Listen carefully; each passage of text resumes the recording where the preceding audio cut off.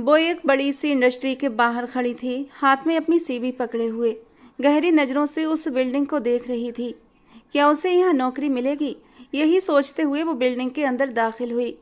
Reception पर नौकरी के बारे में बताने के बाद उसे वेटिंग एरिया में बिठाया गया।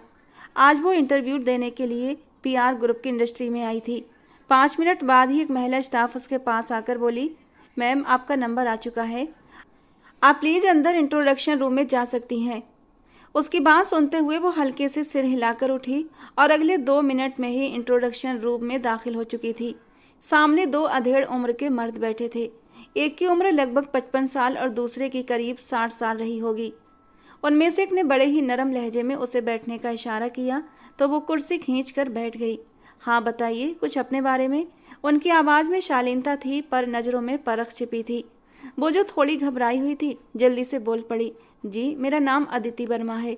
उन्होंने सिर हिलाया और उसकी सीवी देखने लगे। कुछ देर तक फाइल देखते हुए एक ने मुस्कुराते हुए कहा, so you are wife of late army officer Captain Harvinder.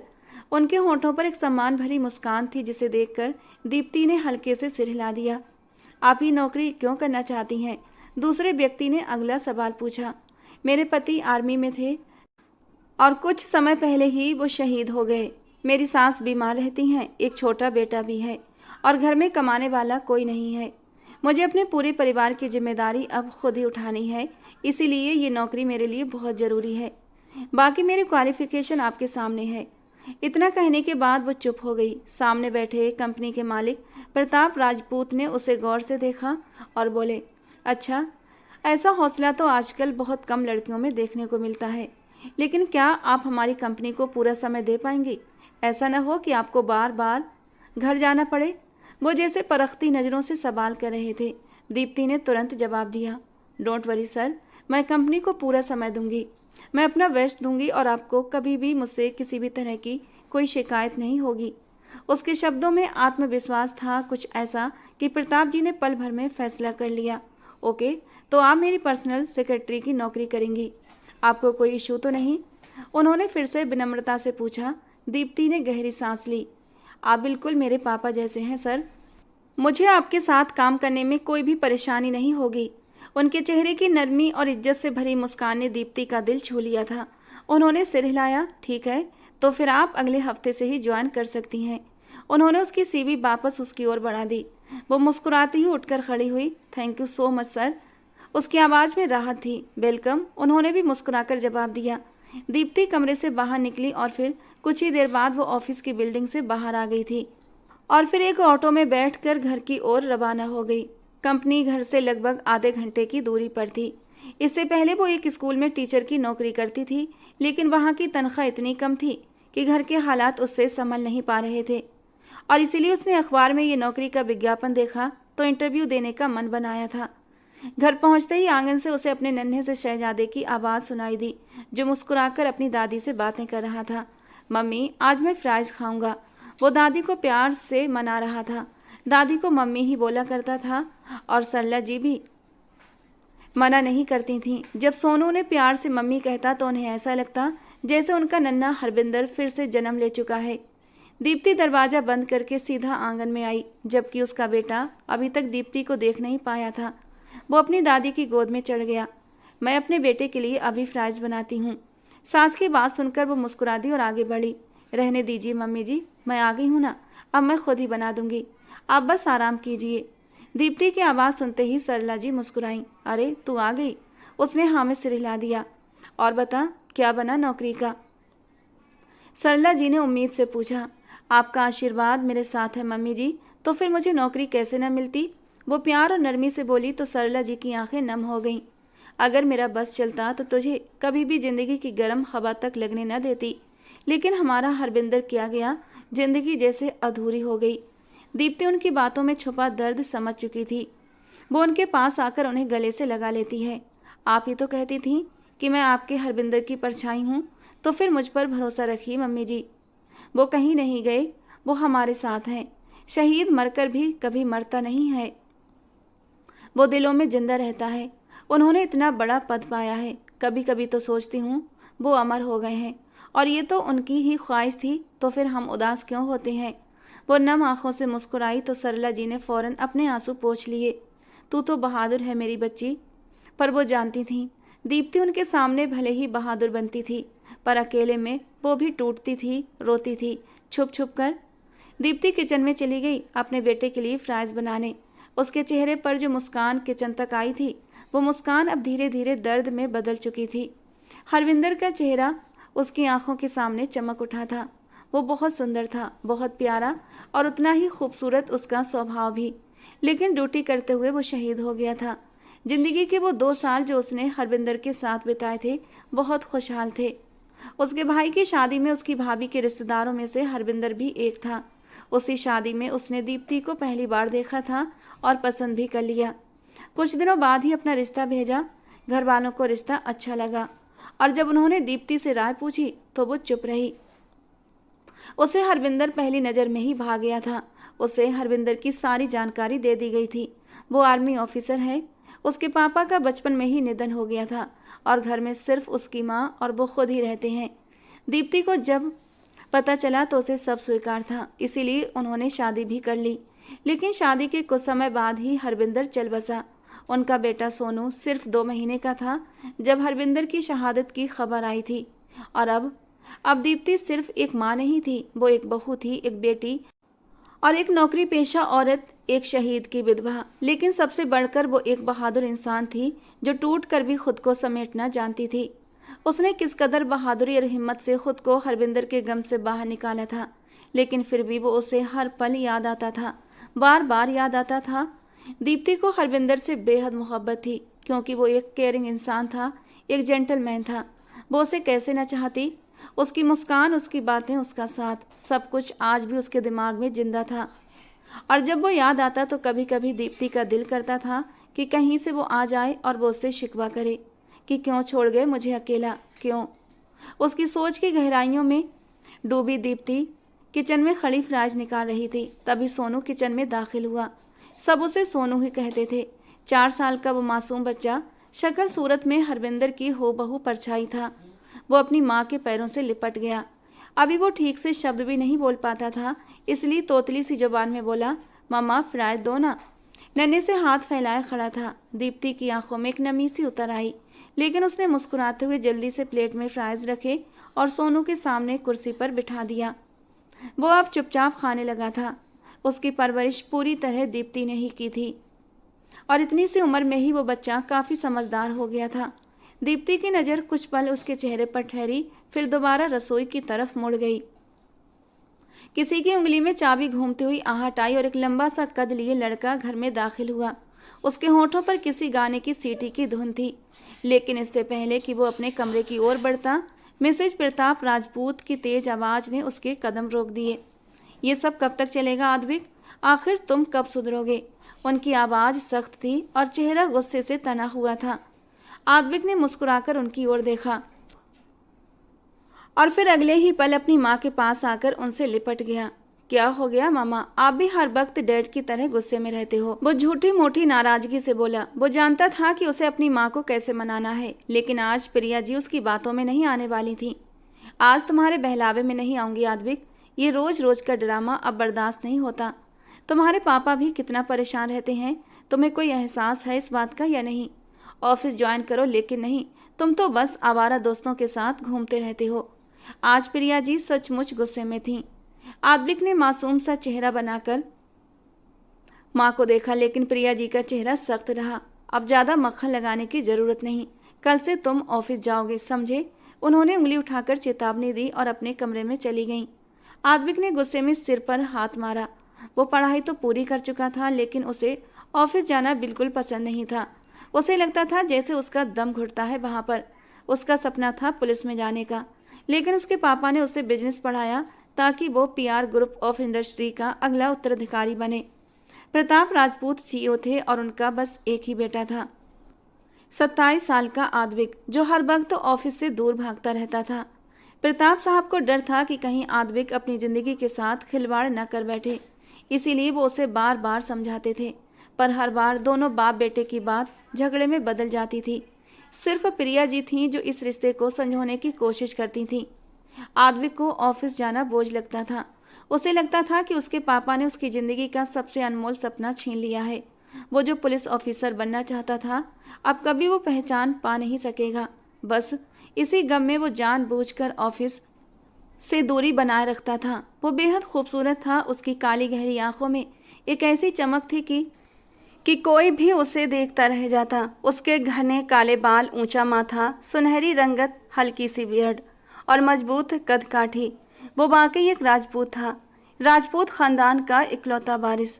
लेकिन उसके अंदर एक बगावत पल रही थी, अपने सपनों के लिए, अपनी पहचान के लिए और शायद आने वाले वक्त में किसी एक शख्स के लिए जिस पर उसे यकीन नहीं था। लेकिन किस्मत लिख चुकी थी उसकी कहानी। आज उसका ऑफिस में पहला दिन था। वो जल्दी जाना चाहती थी। वो लेट हरगिज नहीं होना चाहती थी क्योंकि पहला दिन था। जल्दी से उसने सोनू को स्कूल के लिए तैयार किया और अब उसके सामने घुटनों के बल बैठते हुए उसके शूज पहना रही थी। सोनू बेटा, अच्छे बच्चे बनकर रहना है और दादी को बिल्कुल भी तंग नहीं करना। मामा काम पर जा रही हैं, शाम को वापस आएंगी, ओके। वो उसकी तरफ प्यार भरी नज़रों से देख रही थी कि सोनू ने अच्छे बच्चों की तरह सर हिला दिया। Sonu, love you so much मामा, अपनी माँ के माथे पर चूमते हुए बोला। I love you too. माँ की आवाज़ कांप रही थी। अगले ही पल दीप्ति की आंखें आंसुओं से भर गईं, लेकिन जल्दी से खुद को संभालते हुए उसने सोनू के कंधे पर बैग डाला और कमरे में बाहर आई। बाहर आंगन में सरला जी बैठी थीं। मैंने सारा काम कर दिया है मम्मी जी, आप कोई भी काम नहीं करेंगी, बस आपने सिर्फ सोनू का ख्याल रखना है। सरला जी को दिल की तकलीफ थी, इसलिए दीप्ति नहीं चाहती थी कि वो जरा भी परेशान हो। उन्होंने बस सर हिलाया। अच्छा, मैं चलती हूँ, भगवान से प्रार्थना कीजिएगा मेरा दिन अच्छा गुजरे। उनका आशीर्वाद लेती हुई वो सोनू का हाथ थाम कर घर से बाहर निकल गई थी। वो सबसे पहले सोनू को लेकर उसके स्कूल गई, फिर वहीं से ऑफिस निकल गई। दोपहर का वक्त था जब वो प्रताप जी के केबिन में दाखिल हुई। उनके सामने कॉफ़ी का मग रखा था। सर, मुझे आपसे कुछ ज़रूरी बात करनी है, उसने हल्के डर और गंभीरता के साथ कहा। क्या बात है? प्रताप जी ने मुस्कुराकर पूछा। सर, आधा घंटा लंच ब्रेक में घर जाना चाहती हूँ। उसकी आवाज़ सुनकर प्रताप जी थोड़ा हैरान हुए। क्यों, सब ठीक तो है ना? सर, मेरा बेटा स्कूल में पढ़ता है, उसे स्कूल से पिक करके घर छोड़ना होता है। मेरी सास की तबीयत ठीक नहीं रहती और इसीलिए मैं उन्हें और ज़्यादा परेशान करना नहीं चाहती। अगर आप बुरा न माने तो मैं सिर्फ लंच टाइम में ही जाऊंगी और जल्दी ही वापस आ जाया करूंगी। उसके लहजे में एक माँ की बेचैनी थी, एक विनती थी और एक मजबूरी भी। प्रताप जी नरम निगाहों से उसे देखते रहे। आप फिक्र मत कीजिए, आपके साथ कंपनी की गाड़ी जाया करेगी। आप अपने बेटे को सुकून से घर ड्रॉप करके वापस आ जाइए। दीप्ति की आंखों में सुकून छलक आया, पर कुछ कहने से झिझक रही थी। लेकिन सर, ये सही नहीं लगता। आप परेशान मत हों, कंपनी आपको ये सुविधा दे रही है तो आपको इसका फ़ायदा उठाना चाहिए। प्रताप जी ने बेहद सादगी से जवाब दिया तो वो चुप हो गई, फिर सिर हिलाती हुई केबिन से बाहर आ गई। उसने सोनू को स्कूल से पिक करके घर छोड़ा और वापस ऑफिस लौट आई। शाम हो चुकी थी और अपने रोज के नियम के अनुसार वो इस वक्त वॉक के लिए निकला था। आज भी वो अपने दोस्त के घर के पास ही पार्क में पहुंचा था, मगर उसके दोस्त को कोई ज़रूरी काम आ गया था, इसीलिए वो वापस चला गया और अब आदबिक अकेला ही वॉक कर रहा था। वो पार्क के किनारे से गुजर रहा था जब उसकी नज़र ज़मीन पर बैठे एक छोटे से बच्चे पर पड़ी थी। वो बच्चा अपने खिलौने के साथ खेल रहा था। आदबिक कुछ पल के लिए ठिठक गया। न जाने क्यों वो बच्चा उसे बहुत प्यारा और मासूम सा लगा। उसके हाथ में एक पानी की बोतल भी थी जिसे वो लगातार खोलने की कोशिश कर रहा था, मगर वो खुल नहीं पा रही थी। आदबिक ने इधर उधर देखा, बच्चे के पास कोई नहीं था। शायद वो यहीं किसी के साथ आया था और अभी भी वहीं खेल रहा था। वो धीरे धीरे उसके पास पहुंचा, उसकी बोतल उसके हाथ से लेकर उसे खोला, फिर उसकी टोपी सीधी करके उसके हवाले कर दी। बच्चा चमकती आंखों से उसे देख रहा था। उसकी मासूम निगाहों में एक सवाल था, जैसे कह रहा हो, मेरी बोतल को हाथ क्यों लगाया।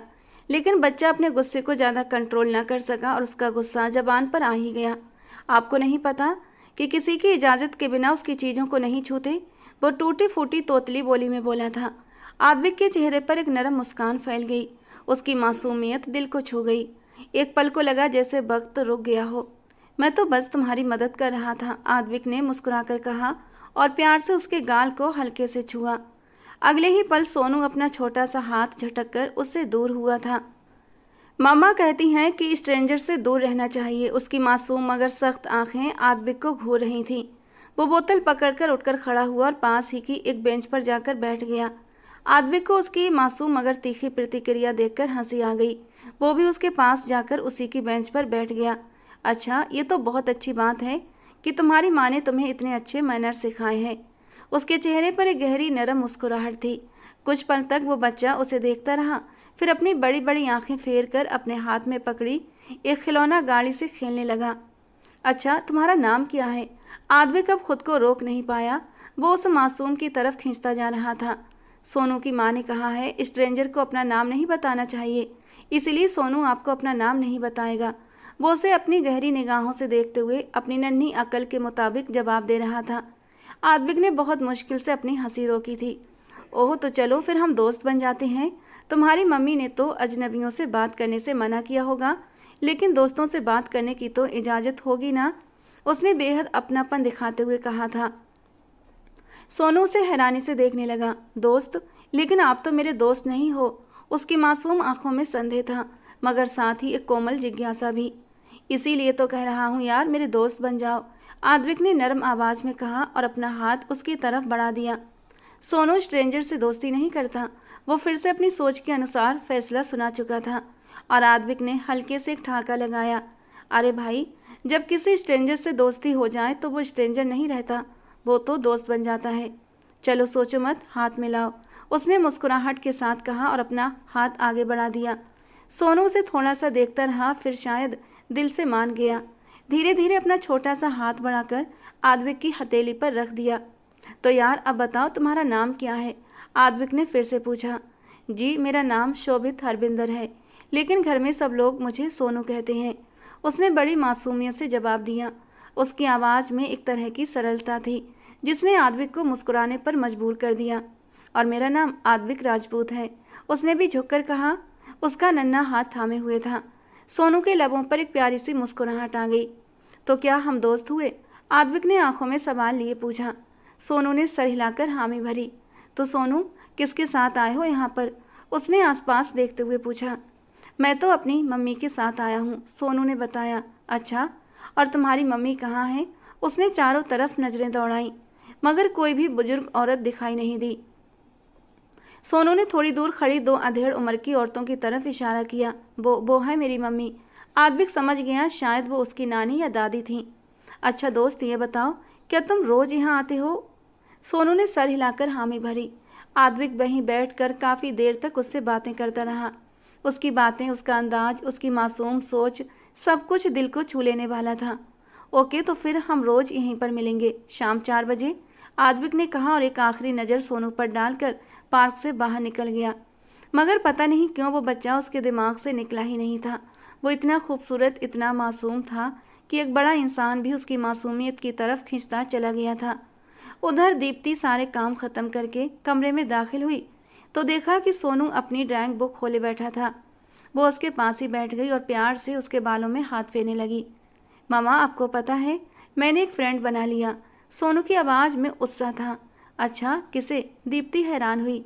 सोनू खुशी खुशी अपनी मम्मी की गोद में चढ़कर बैठ गया। उनका नाम आद्विक राजपूत है। वो सोचने लगा कि माँ को अब बताना चाहिए या नहीं कि उसका नया दोस्त कोई बच्चा नहीं बल्कि एक बड़ा इंसान है। लेकिन फिर अपनी माँ की डांट से डरकर वो चुप हो गया। वो जो कहने वाला था कि मम्मा आप मेरे साथ पार्क चलो, मैं आपको अपने दोस्त से मिलवाऊंगा, उसने सारा प्लान वहीं कैंसिल कर दिया। सोचने लगा कि मम्मी के साथ ही पार्क जाना बेहतर है। सोनू बेटा, कहाँ खो गए? दीप्ति ने उसके चेहरे को हल्के से छुआ। कुछ नहीं मामा, सो जाओ, बहुत रात हो गई है। अगले ही पल वो अपनी माँ को बिस्तर पर लिटाकर उसके सीने पर सिर रखकर थपकी देने लगा। दीप्ति समझ गई थी कि उसका बेटा कुछ छुपा रहा है। कुछ छुपा रहे हो बेटा? उसने प्यार से पूछा। सोनू ने तुरंत अपने हाथ आगे कर दिए। नहीं मामा, मैं क्या छुपाऊंगा, देखो मेरे हाथ बिल्कुल खाली हैं। और दीप्ति मुस्कुरा दी। अगले दिन आद्विक को अपने किसी दोस्त के साथ शहर से बाहर जाना पड़ा तो वो पार्क नहीं आया, मगर सोनू वो पूरे 1 घंटे तक उसका इंतजार करता रहा। चलो बेटा, घर चलते हैं, सरला जी ने कहा तो वो धीरे से बोला। रुक जाओ मम्मी, मेरा दोस्त आने वाला होगा, मिलकर जाएंगे। पूरा 1 घंटा वो यही बात दोहराता रहा, लेकिन जब आद्विक नहीं आया तो फिर वो मायूस होकर चुपचाप लौट आया। आद्विक शायद उसे भूल चुका था, लेकिन सोनू नहीं भूला था उसे। उसने 2 दिन तक इंतजार किया, हर शाम उसी बेंच पर बैठा, उसी मुस्कान के साथ, अपने दोस्त के लौट आने की आस लिए। उस दिन के बाद सर्दी कुछ ज़्यादा बढ़ गई थी, इसलिए दीप्ति ने सोनू को पार्क भेजना बंद कर दिया था। उस दिन के बाद वो आद्विक से नहीं मिल सका था, लेकिन हर वक्त एक ही बात करता, मेरा एक दोस्त है। और दीप्ति को समझ नहीं आता कि वो किस दोस्त की बात कर रहा है, क्योंकि उसके ख्याल से उसका कोई दोस्त नहीं था। प्रताप साहब की तबीयत अचानक बहुत ज़्यादा बिगड़ गई थी। उन्हें दिल की बीमारी थी। प्रिया जी और आद्विक उनके कमरे में ही मौजूद थे। बहस शुरू हुई, नहीं तुम मुझे बता दो, फिर मुझे ऑफिस क्यों नहीं जाने दे रही हो तुम? तुम्हारे सपूत ने तो कुछ करना ही नहीं, मुझे ही सारा ऑफिस संभालना पड़ेगा। प्रताप साहब ने प्रिया जी की तरफ देखते हुए सवाल किया, जो गुस्से से अपने बेटे आद्विक को ही घूर रही थीं। आपकी तबीयत ठीक नहीं है, सुकून से लेटे रहें, ये खुद ही ऑफिस चला जाएगा। और फिर उन्होंने नजरें घुमाई आद्विक की तरफ, जो मुंह फुलाए खड़ा था। अगर ये इतना काबिल होता तो क्या ही बात थी, वो गुस्से से जलते भुनते बोले थे। तब आद्विक ने गुस्से से अपनी गाड़ी की चाबी उठाई और कमरे से बाहर निकल गया। क्या समझते हैं खुद को? क्या मैं ऑफिस नहीं जा सकता?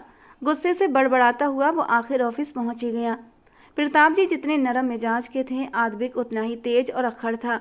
जहां प्रताप जी अपने एम्प्लॉय से मोहब्बत से पेश आते थे, वहीं उनका बेटा हर किसी से रूखेपन से पेश आता था। उसका मानना था कि नौकर को उसकी जगह दिखानी चाहिए। सुबह से ही वो दीप्ति को 3 बार अपने केबिन में बुला चुका था। कभी उसे कोई फाइल चाहिए होती थी, तो कभी उसे चाय या कॉफ़ी चाहिए होती थी, और कभी उसका मूड खराब होता। दीप्ति बस सब कुछ सह रही थी, बर्दाश्त कर रही थी। प्रताप सर तो हमेशा इज्जत से बात करते थे, लेकिन आज उनका बेटा जैसे उसकी आत्मा को कचोट रहा था। दोपहर के 12 बजे दीप्ति एक बार फिर दरवाज़ा खटखटाकर केबिन में दाखिल हुई। चेहरे पर मजबूरी साफ थी। वो फाइलों के बीच झुका हुआ था। सर, मुझे 1 घंटे की छुट्टी चाहिए। उसकी आवाज़ बेहद नरम थी। आद्विक ने फौरन सिर उठाया और उसकी ओर देखा। वो खूबसूरत तो थी ही, लेकिन उसकी सादगी, उसकी आवाज़ की मासूमियत उसे सबसे अलग बनाती थी। छुट्टी? 1 घंटे के लिए? लेकिन क्यों? वो जैसे एकदम से खींच गया था। दीप्ति ने नरमी से कहा, सर, मेरे बेटे को इस वक्त छुट्टी होती है और मुझे उसे स्कूल से लाकर घर छोड़ना होता है। प्रताप सर से मैं पहले ही परमिशन ले चुकी हूँ, लेकिन मेहरा सर ने कहा कि जब तक आपसे न पूछूं मैं घर नहीं जा सकती। वो सिर झुकाकर बेहद तमीज़ से बात कर रही थी, लेकिन आद्विक के चेहरे पर चिढ़ और सख्ती दोनों साफ नजर आ रहे थे। पता नहीं डैड हर नौकर को सर पर क्यों चढ़ा लेते हैं। वो इतनी जोर से बड़बड़ाया कि दीप्ति ने साफ सुन लिया। उसके चेहरे पर अपमान का भाव तैर गया। उसने खुद को बहुत मुश्किल से रोका था। मैं आज ही डैड से बात करूंगा। ये कंपनी है, कोई चैरिटी का अड्डा नहीं, जहां जब दिल चाहे लोग जाएं और जब दिल चाहे चले आएं। उसका लहजा कड़वाहट से भरा हुआ था और दीप्ति बिना कुछ बोले पलट गई। मैंने छुट्टी नहीं दी है। उसके पीछे से आद्विक ने आवाज़ लगाई। दीप्ति का दिल करा उठा। डोंट वरी सर, मैं कहीं नहीं जा रही। उसने अपने आंसुओं को जैसे अंदर ही अंदर निगल लिया और बाहर निकल गई। बाहर आकर वो बेचैनी से इधर उधर टहलने लगी। अगर आज मैं सोनू को लेने नहीं गई तो क्या होगा? मेरा बच्चा मेरा इंतजार कर रहा होगा। तभी मेहरा साहब ने उसे देखा और वो सब समझ गए। वो प्रताप सर के केबिन में दाखिल हुए, जहां आद्विक मोबाइल पर कोई गेम खेल रहा था। सर, दीप्ति मैम का बेटा स्कूल में पढ़ता है और घर में कोई नहीं जो उसे लेने जाए। अगर वो नहीं गई तो उनका बेटा स्कूल में अकेला रह जाएगा। मेहरा साहब की बात पर आद्विक का चेहरा एकदम सख्त से नरम पड़ा। उसे जैसे पहली बार एहसास हुआ कि उसने कितनी बड़ी बात को नज़रअंदाज किया था। अच्छा ठीक है, कह दो जा सकती है, उसने धीमे से कहा। मेहरा साहब बाहर आए और दीप्ति को ये बात बताई तो उसकी आंखों में सुकून उतर गया। वो पहले ही 15 मिनट लेट हो चुकी थी। तेजी से ऑफिस से बाहर भागी। 2 दिन बाद जब प्रताप सर की तबीयत ठीक हुई और वो ऑफिस लौटे तो आद्विक फिर से नजर नहीं आया। शायद जानबूझकर गायब रहा। उसके ऑफिस में रहने से पूरा स्टाफ दहशत में रहता था, लेकिन प्रताप सर तो जैसे सबके लिए एक सुकून थे। दीप्ति ने भी राहत की सांस ली थी।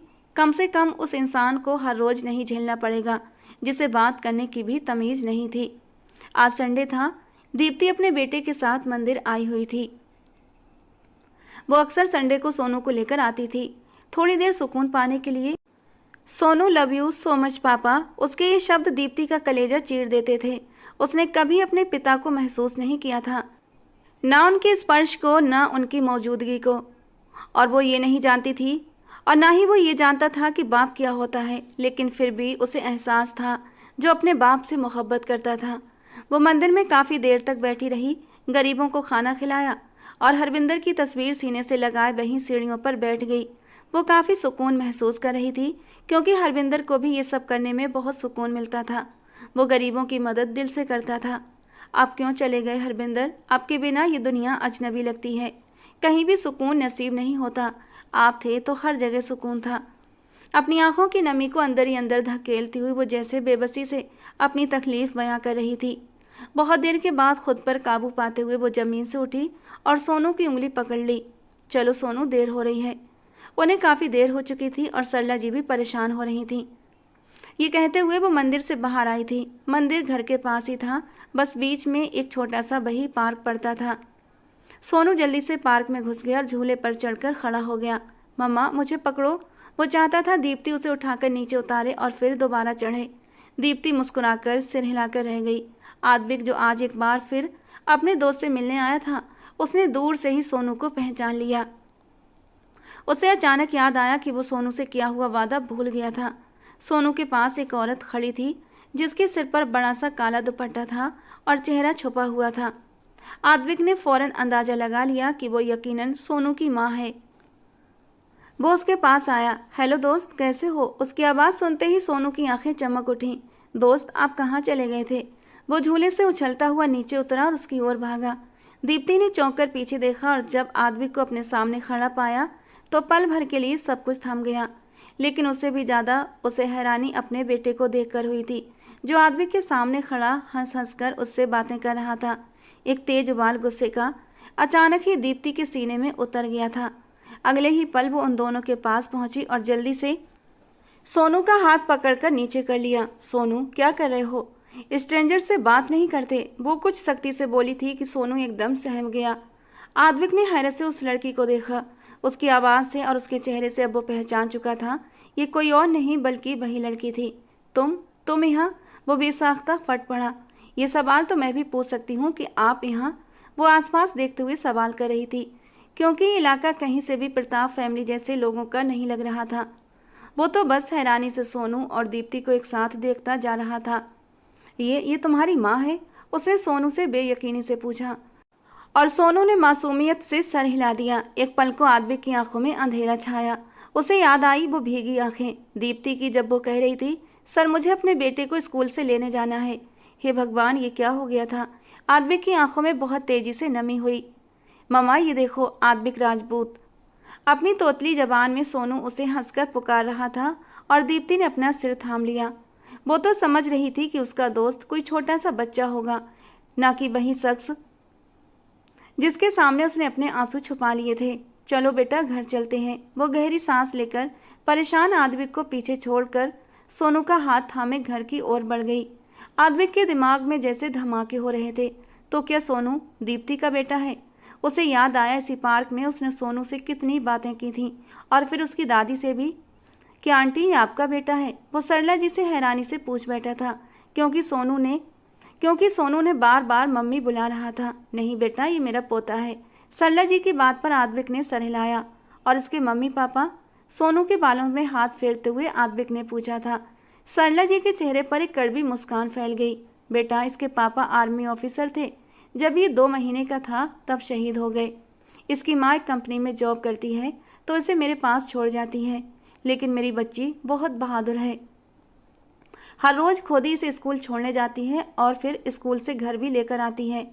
वो औरत कोई भी थी, मगर उसकी आवाज़ में अपनी बहू के लिए मोहब्बत थी। आद्विक मुस्कुरा दिया। उसने आज तक ऐसी औरत नहीं देखी थी और अब उसे सब कुछ समझ आ चुका था। पहली बार उसके दिल में दीप्ति के लिए नरम भाव उभरे थे। वो अकेले ही सब कुछ हैंडल कर रही थी, वरना आजकल के ज़माने में कोई इतना महान कैसे हो सकता है। घर लौटने पर प्रताप साहब काफ़ी गुस्से में थे। आखिर तुम कब अपनी हरकतों से बाहर आओगे? ये देखा है गाड़ी का क्या हाल कर दिया है। आद्विक ने गाड़ी को कहीं जोर से मारा था। डंपर और टायर दोनों ही बुरी तरह ब्लास्ट हो गए थे। क्या हो गया है डैड आपको? सिर्फ एक गाड़ी ही तो है, वो बोरियत से कहता हुआ कमरे की ओर बढ़ गया। तुम्हारे लिए ये गाड़ी सिर्फ है, लेकिन जानते भी हो इस पर कितने पैसे लगे हैं? कितनी मेहनत से कमाया जाता है पैसा। तुम्हें कुछ एहसास भी है? प्रताप साहब के शब्द थर्रा देने वाले थे। बस मैं सोच चुका हूँ, अब तुम्हारी शादी करवाऊंगा। उनकी बात सुनते ही आद्विक के कदम थम गए। क्या कहा आपने? शादी? वो भी मेरी? मैं कोई शादी वादी नहीं करूंगा, गुस्से से कहता वो अपने कमरे में गायब हो गया और पीछे से प्रताप जी गुस्से के मारे मुट्ठियां भींच कर रह गए। घर में दीप्ति का भाई अजय और उसकी भाभी दाखिल हुए। आज संडे था, इसलिए वे घर पर ही थे। हम तुमसे बहुत जरूरी बात करने आए हैं, अजय ने उसे सामने बिठाते हुए कहा। जी भैया, क्या बात है? दीप्ति हैरान थी, आखिर इतनी संजीदगी क्यों? मेरा एक दोस्त है, बहुत अच्छा और बहुत अमीर। वो चाहता है हम तुम्हारी शादी उससे कर दें और हमें भी इसका बहुत फ़ायदा होगा। वो मुझे बिजनेस में पार्टनरशिप देने वाला है। अजय के चेहरे पर मुस्कान थी, लेकिन दीप्ति की आंखों में बेयकीनी। आपने सोच भी कैसे लिया भैया कि मैं शादी करूंगी? मैं इंसान हूँ, कोई चीज़ नहीं जो आप किसी बिजनेस डील का हिस्सा बना दें। वो गुस्से से फट पड़ी। अजय को भी गुस्सा आया। आखिर तुम्हें हो क्या गया है? एक ना एक दिन बहनों की शादी करनी ही होती है, और अब जब हरविंदर नहीं है तो कब तक इस घर में पड़ी रहोगी? हम तुम्हारे भले के लिए कह रहे हैं, वैसे भी सोनू को हम अपने पास रख लेंगे। उनके शब्द दीप्ति की आत्मा को चीर कर रख गए। आपने सोच भी कैसे लिया कि मैं अपने बेटे के बिना एक पल भी रह सकती हूँ? मुझे शादी नहीं करनी। भगवान के लिए आप यहाँ से चले जाइए। ये मेरे पति का घर है और मुझे इस घर में बहुत सुकून है। वो गुस्से और आंसुओं में डूबी हुई बोली। अगले ही हफ्ते उसके पापा उसके सामने बैठे थे। वो नाराज होकर अपनी बीवी के साथ मायके जाकर बैठ गया है। उसकी एक ही जिद है, जब तक तुम शादी नहीं करोगी घर वापस नहीं आएगा। दीप्ति सन्न थी। मैं क्या करूं पापा, मुझे कुछ समझ नहीं आ रहा। वो खुद को टूटा हुआ महसूस कर रही थी जब उसके पिता ने उसके सामने हाथ जोड़ दिए। मैं ऐसा नहीं कर सकती पापा, प्लीज़ भगवान के लिए। मैं सारी ज़िंदगी अपने पति के नाम वफादार बनकर रहूँगी, इससे ज़्यादा नहीं। उसकी रुलाई आज भगवान तक भी पहुँच रही थी। एक ऐसी लड़की जिसने हर रिश्ता दिल से निभाया था, पर दुनिया के सौदे में हर बार खुद को खोया। उसे तकलीफ हुई कि वो अपने बाप का भरम नहीं रख पाई। उसके पापा मायूस होते लौट गए। सरला जी उसके सामने बैठी कुछ सोच रही थी और दीप्ति सोनू को अपने सीने से लगाए हुए थपक रही थी। वो सो गया था। तुम शादी कर लो बेटा, तुम्हारे पापा और तुम्हारे भाई ठीक कह रहे हैं। सरला जी की बात सुनते ही दीप्ति ने विस्मय से चेहरा उठाया और सांस रोककर उन्हें देखा। मम्मी जी, ये आप कह रही हैं? मुझे यकीन नहीं हो रहा। आपने सोच भी कैसे लिया कि मैं हरविंदर के अलावा किसी और के बारे में सोच भी सकती हूँ? उसकी आवाज़ कांप रही थी। भगवान के लिए आगे से ऐसी बात मत कहिएगा। मुझे आपसे तो इस बात की बिल्कुल भी उम्मीद नहीं थी। इतना कहकर वो सोनू को लिए अपने कमरे में चली आई और सरला जी बस दरवाजे की ओर ताकती रह गईं। उनके दिल में खूक उठी थी। दीप्ति ने हरविंदर से मोहब्बत की थी, बेहद सच्ची और पाक मोहब्बत। उसके मरने के बाद भी वो दूसरी शादी का ख्याल नहीं कर सकती थी। आद्विक आज पूरे 3 दिन बाद घर में दाखिल हुआ था। एक बार फिर लिविंग रूम में बैठे प्रताप साहब की नज़रें उस पर पड़ी तो वो नज़रें झुकाकर आगे बढ़ गया। कसम खा रखी है ना तुमने, अपने आवारा दोस्तों के साथ मटर गश्ती करनी है बस। शादी क्यों नहीं कर लेते? शादी करोगे तो जिम्मेदारी आएगी, शायद अकल भी आ जाए। प्रताप साहब की आवाज़ में गुस्सा नहीं बल्कि थकावट थी। और इस बार शादी के नाम पर आद्विक के चेहरे पर गुस्सा नहीं आया था, बल्कि एक नरम सी मुस्कान बिखर गई थी। आंखों के सामने एक मासूम सा भोला भाला सा चेहरा घूम गया था, जिसकी आंखों में ढेर सारी उदासी थी। पता नहीं क्यों आद्विक को उन आंखों की उदासी अच्छी नहीं लगी थी। वो उन उदास आंखों में खुशियों की चमक भरना चाहता था। मैं शादी करूंगा, लेकिन सिर्फ अपनी मर्जी से, आपकी पसंद की लड़की से नहीं। आद्विक की आवाज़ में पहली बार आत्मविश्वास की झलक आई थी। वो जानता था उसके बाप ने अपने जैसी ही किसी अमीर और पैसे के पीछे भागने वाली लड़की उसके लिए देखी होगी। उसकी बात सुनते ही प्रताप साहब कुछ पलों के लिए सन्न रह गए। उन्हें इस बात का यकीन नहीं आया कि आद्विक किसी को पसंद करता है। उन्होंने तो उसकी ज़िंदगी में कभी कोई लड़की देखी ही नहीं थी।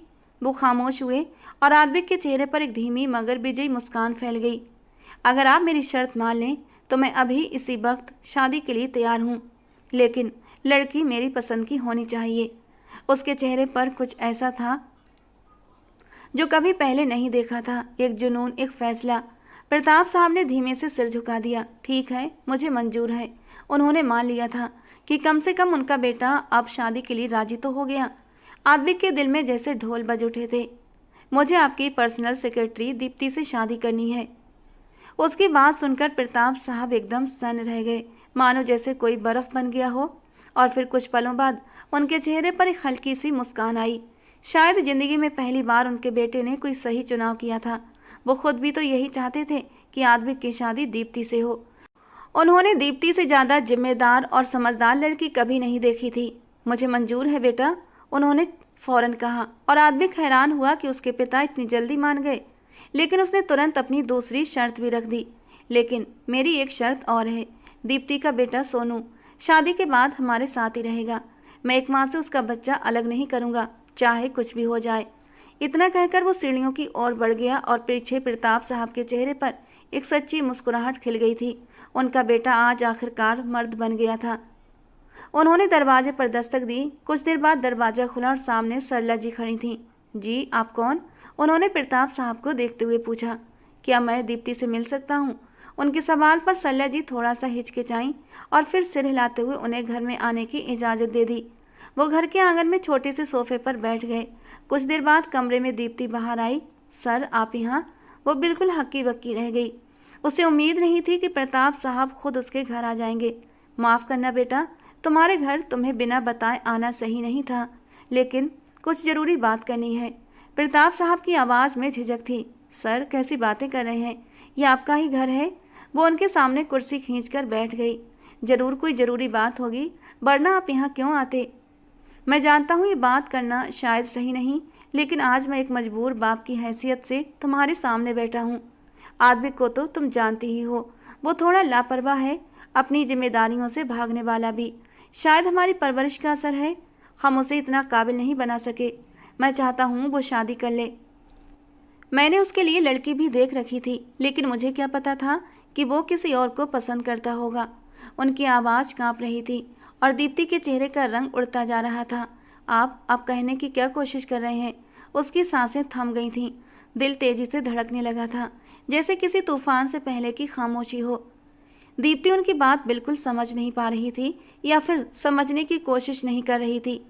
अगर मेरी कोई बेटी होती तो बिल्कुल तुम्हारी जैसी होती। प्रताप साहब के शब्द जैसे एक झटका थे जो दीप्ति के शरीर को शीतल कर गए थे।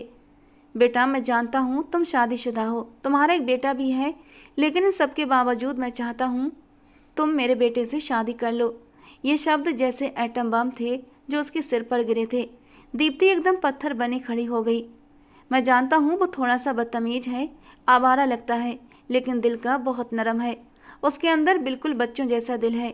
कहीं ना कहीं अंदर ही अंदर मेरी भी ख्वाहिश थी कि मुझे तुम्हारी जैसी एक अच्छी बहू मिल जाए, लेकिन मैं नहीं जानता था कि वो जिस लड़की को पसंद करता होगा वो तुम ही होगी।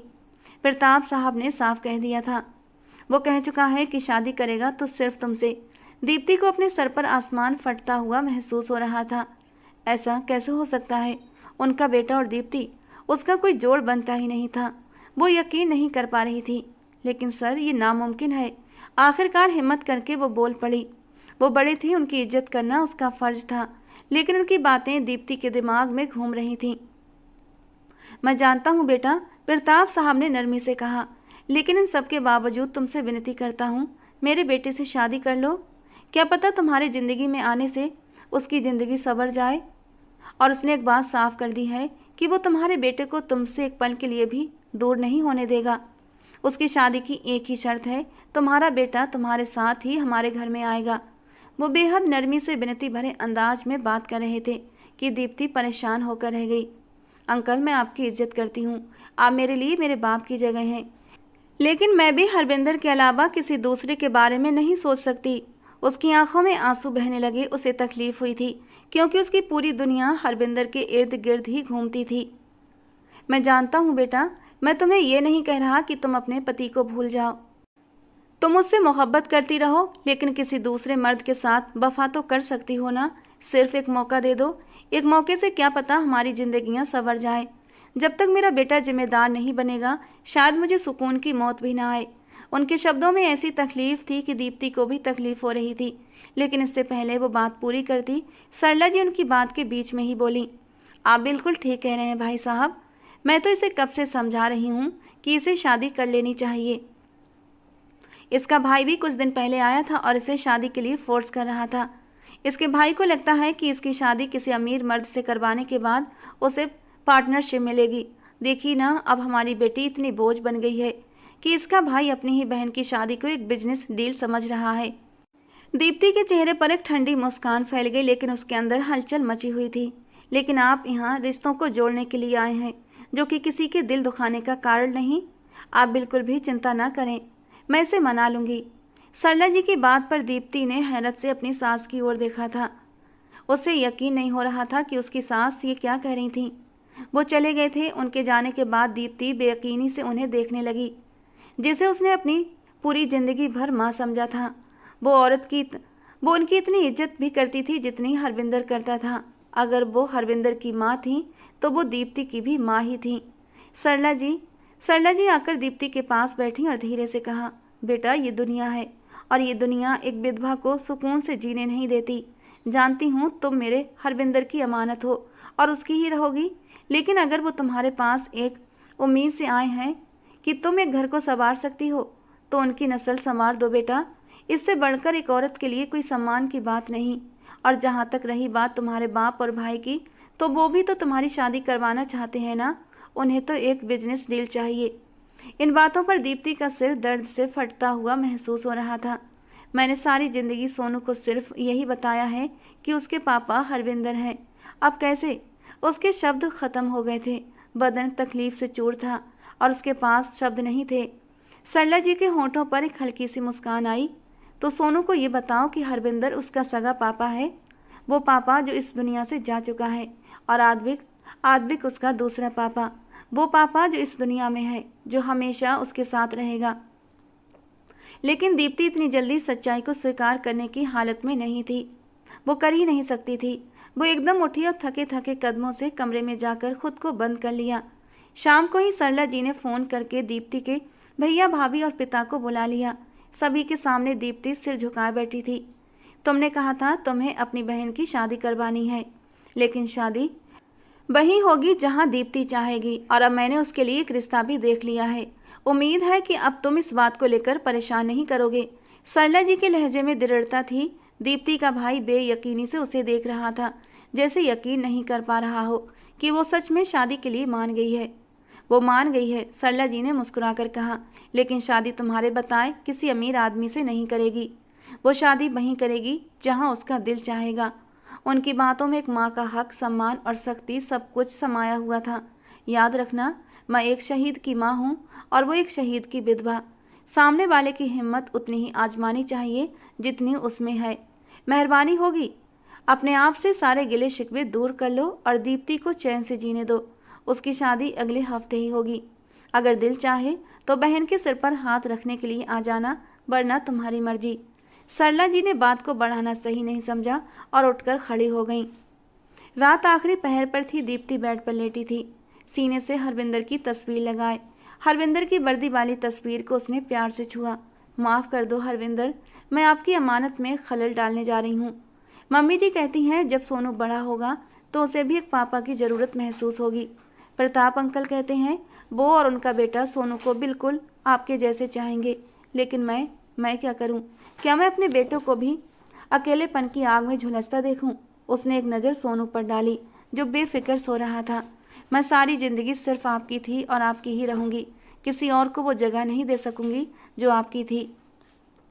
लेकिन ये दुनिया अकेली औरत को जीने नहीं देती।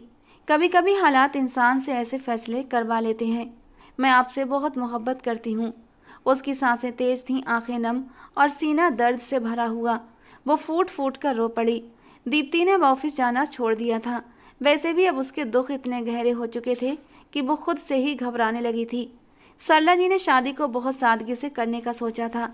आद्विक आज भी जैसे हवाओं में उड़ रहा था। उसे अब तक यकीन नहीं हो रहा था कि दीप्ति ने शादी के लिए हाँ कर दी है, लेकिन उसे तो बस सोनू और दीप्ति से मोहब्बत थी। दीप्ति अधिकतर समय अकेली बैठी रहती, कुछ न कुछ सोचती रहती। सरला जी ने भी उसे वक्त दिया कि वो इस रिश्ते को पूरी समझदारी से स्वीकारे। ये एक हफ्ता उसके लिए एक पहाड़ सा था, तकलीफ, खामोशी और अनकही बातों का तूफान। और आखिरकार वो दिन आ गया जब दीप्ति आद्विक की दुल्हन बनने जा रही थी।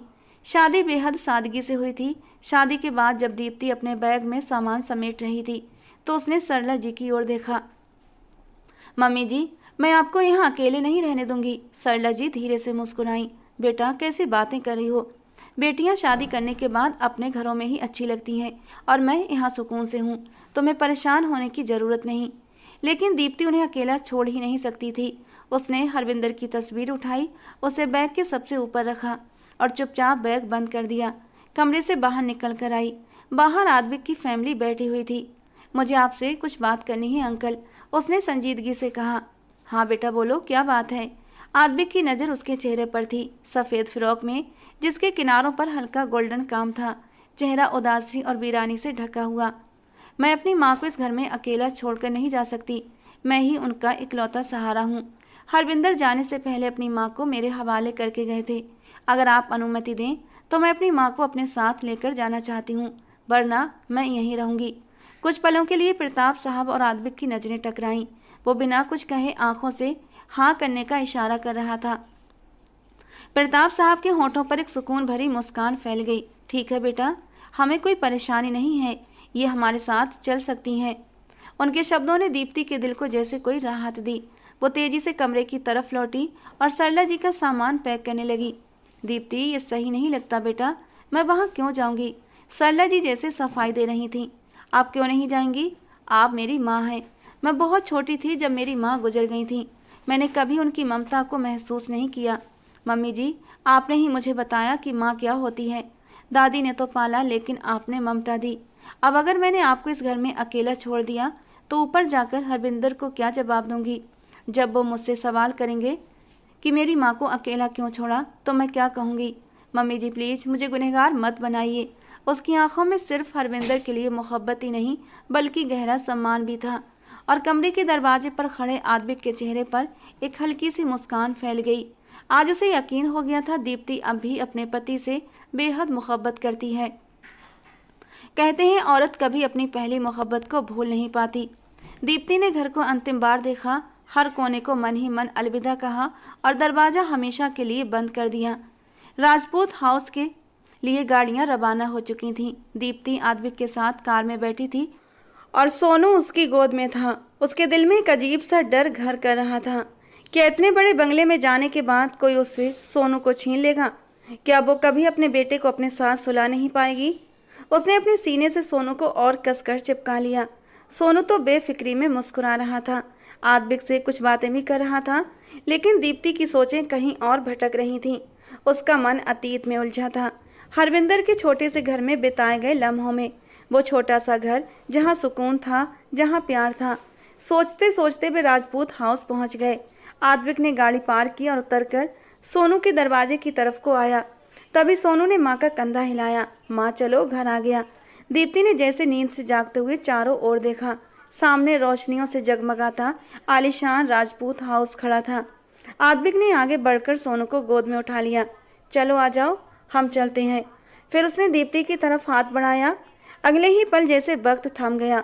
उसने अपनी आंखों के सामने हरविंदर को देखा, उसी मुस्कान के साथ हाथ फैलाए हुए। वो जैसे किसी और दुनिया में चली गई थी और हरविंदर का हाथ थाम चुकी थी। लेकिन जैसे ही आद्विक की आवाज़ आई चलें, वो होश में आ गई। वो हाथ खींचना चाहती थी क्योंकि वो हाथ हरविंदर का नहीं था, लेकिन अब बहुत देर हो चुकी थी। आद्विक की पकड़ उसकी हथेली पर मजबूत हो चुकी थी। दीप्ति खुद को अधर में झूलता महसूस कर रही थी, अतीत और वर्तमान के बीच उलझी हुई। सभी लोग लॉन्ज में दाखिल हुए। मेरे ख्याल से बेटा तुम दीप्ति को उसके कमरे में ले जाओ, वो काफ़ी थक गई होगी, प्रिया जी ने कहा। आद्विक ने सिर हिलाया। सोनू बेटा मेरे पास आ जाओ। सरला जी ने जैसे ही सोनू को पुकारा, दीप्ति का दिल कांप उठा। उसने झपट कर सोनू को अपने सीने से लगा लिया। सोनू अब आद्विक की गोद से उतर चुका था। बस एक पल को आद्विक ने दीप्ति को देखा। उसके चेहरे की रंगत उड़ी हुई थी और ये देखकर शायद उसे भी तकलीफ हुई। माफ़ कीजिएगा आंटी, लेकिन वो अपनी माँ के साथ ही रहेगा। मुझे बिल्कुल पसंद नहीं कि कोई मेरे बेटे को उसकी माँ से अलग करे। आद्विक के शब्दों में ऐसी दृढ़ता थी, हर कोई चौंक गया। दीप्ति ने अब इस बात से उसकी ओर देखा। मेरा बेटा, ये शब्द आद्विक के मुंह से निकले थे और उसने दीप्ति के भीतर सब कुछ हिलाकर रख दिया। शादी के कुछ घंटों के भीतर ही वो सोनू को अपना बेटा मान चुका था। जबकि दीप्ति इस तरह खड़ी रही, आंखें फैल गईं, दिल सन्न। उसके भीतर तमाम जज्बात बारी बारी से उठे, गुस्सा, दुख, फ्रस्ट्रेशन, डर। क्या अब उसका बेटा अपने बाप को भूल जाएगा? क्या वो अब कभी अपने पापा हरविंदर को याद नहीं करेगा? वो नहीं चाहती थी सोनू अपने पापा को भूल जाए। ठीक है बेटा, तुम लोग जो चाहो। प्रताप साहब ने माहौल को सहज करने की कोशिश की। आद्विक एक बार फिर सोनू को अपनी बाहों में उठा चुका था। सोनू मुस्कुराया। दोस्त, क्या हम एक साथ रहेंगे? आद्विक ने प्यार से सर हिलाया। बिल्कुल, अब तो हम दोनों बेस्ट फ्रेंड बन गए हैं ना। दीप्ति बस देखती रही। इस इंसान ने सिर्फ उससे नहीं बल्कि उसके बेटे से भी रिश्ता जोड़ा था। वो सच में चाह रहा था कि सबको ये यकीन हो जाए सोनू अब सिर्फ उसका बेटा है। आद्विक कमरे की ओर बढ़ गया।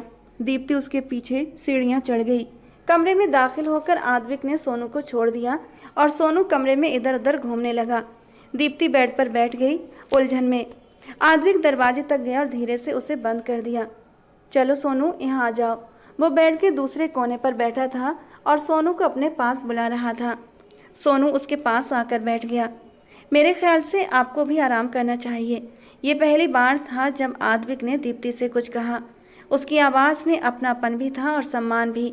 उसके शब्दों में आज बहुत इज्जत थी और दीप्ति हैरानी से उस इंसान को देख रही थी। कहीं से नहीं लगता था ये वही आद्विक है जो उससे कभी बदतमीजी कर चुका था। Are you okay? आपसे बात कर रहा हूँ। उसने अचानक दीप्ति के सामने चुटकी बजाई तो वो चौंक कर होश में आई और सिर हिला गई। आद्विक कमरे की कुछ लाइट्स बंद करता हुआ दोबारा जाकर दूसरी साइड पर बैठ गया। दीप्ति उसे देखती रही, फिर बेड पर लेट गई। उसे पता था अब यहीं सोना पड़ेगा। तो चलो सोनू, बताओ, तुम अपने दोस्त के साथ सोओगे या फिर मम्मा के साथ? आद्विक ने सोनू से पूछा और उसके बालों में हाथ फेरने लगा। बहुत प्यारा बच्चा था वो, और उसमें कोई ऐसी कशिश थी जो आद्विक को अपनी ओर खींच रही थी। क्या दोस्त और मम्मा इसी कमरे में रहेंगे? सोनू ने मासूमियत से पूछा। दीप्ति एक पल के लिए तड़प उठी। बिल्कुल, क्योंकि अब दोस्त आपके। इससे पहले कि वो पापा शब्द बोलता दीप्ति झट से उठ बैठी। चलो सोनू, यहाँ आओ और लेट जाओ। उसके लहजे में सख्ती थी। आद्विक और सोनू दोनों ने चौंक कर दीप्ति को देखा। सोनू बिना कुछ कहे माँ के पास चला गया और लेट गया। दीप्ति उसके बालों में उंगलियां चलाने लगी। उसका दिल ये बर्दाश्त नहीं कर पा रहा था कि उसका बेटा हरविंदर के अलावा किसी और को पापा कहे। बालों में उंगलियां फेरते फेरते वो कब सो गई उसे खुद भी पता नहीं चला, जबकि आद्विक चुपचाप उन दोनों का चेहरा देख रहा था। आज भी तकलीफ, दुख और कुछ शर्मिंदगी के साथ। अब उसे एहसास हो रहा था उसने अपने शब्दों से दीप्ति को कितनी तकलीफ दी थी। वो धीरे से दोनों के पास आया। दीप्ति गहरी नींद में थी। आद्विक ने खुद को रोकने की कोशिश की, लेकिन उसका हाथ दीप्ति के बालों तक चला गया। जो बाल चेहरे पर बिखरे थे उसने धीरे से हटाए, फिर मुस्कुरा दिया। मैं जानता हूँ दिल में जगह बनाने के लिए वक्त चाहिए होता है, लेकिन दीप्ति, मैं धीरे धीरे तुम्हारे दिल में अपनी जगह बना लूँगा। वो धीरे से झुका और एक हल्की सी सांस छोड़ते हुए दोनों के माथे पर एक नरम सी किस रख दी। शायद इस दुनिया में दीप्ति ही एक ऐसी लड़की थी जो आद्विक को बदल सकती थी। उनके रिश्ते को पति पत्नी कहने से पहले एक दोस्ती की बुनियाद चाहिए थी। वक्त बीतता गया, कुछ दिन और सरक गए। दीप्ति उस दिन ड्रेसिंग रूम में खड़ी हरविंदर की तस्वीर देख रही थी। उसकी आंखों में आंसू थे और वो तस्वीर को सहला रही थी। उसके और आद्विक के बीच अभी भी एक ठंडी दीवार मौजूद थी, मगर आद्विक और सोनू अब पहले से भी अच्छे दोस्त बन गए थे। प्रताप जी के कहने पर अब सोनू आद्विक को पापा भी कहने लगा था। एक दिन प्रताप जी ने खुद ही सुना था सोनू आद्विक को दोस्त कह रहा था। तुम उसे दोस्त क्यों बुलाते हो, पापा क्यों नहीं? प्रताप जी ने पूछा था। क्योंकि मेरे पापा की तो डेथ हो गई है ना, तो ये मेरे पापा कैसे हो सकते हैं? उस नन्हे से बच्चे ने सिर झुकाकर कहा, और प्रताप साहब मुस्कुरा दिए। बेटा, वो भी तुम्हारे पापा थे, लेकिन अब जो तुम्हारे दोस्त हैं ना, अब भगवान जी ने उन्हें तुम्हारे पापा बना दिया है। वो तुम्हारे पापा हैं और मैं तुम्हारे दादा। तो मुझे दादा और आद्विक को पापा बुलाया करो। उसी दिन से सोनू ने बड़ी मुश्किल से उसे पापा कहना सीखा था, मगर वो ये शब्द दीप्ति के सामने नहीं बोलता था कि उसकी मामा को गुस्सा आएगा। अचानक आद्विक ड्रेसिंग रूम में दाखिल हुआ। दीप्ति को रोते हुए देखा। शायद वो खुद से बुदबुदा रही थी। मैं कैसे किसी और से वफा कर सकूंगी हरविंदर? मैं तो सिर्फ आपसे मोहब्बत करती हूँ। ये शब्द आद्विक के सीने में किसी खंजर की तरह चुभ गए।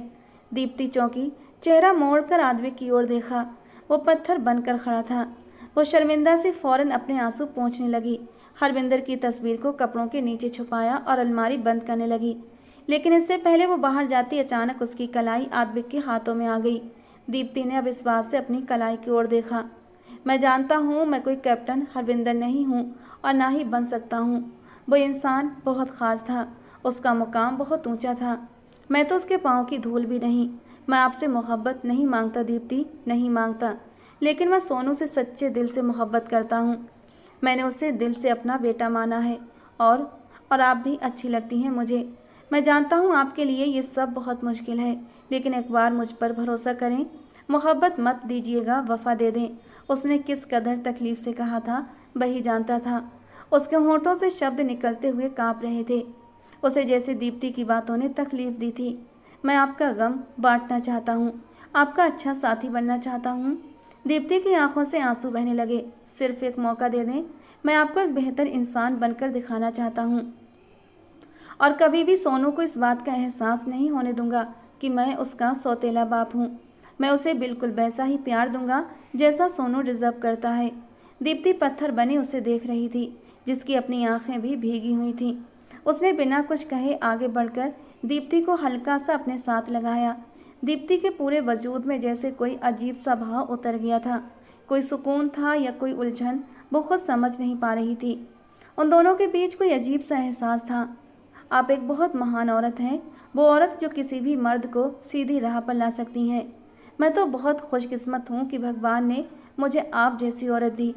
वो उसे अपने सीने से लगाकर उसके बालों में उंगलियां फिराते हुए अपनी ठोड़ी उसके सर पर रखकर खड़ा था और दीप्ति को लगा अब वो ज़्यादा देर तक खड़ी नहीं रह पाएगी।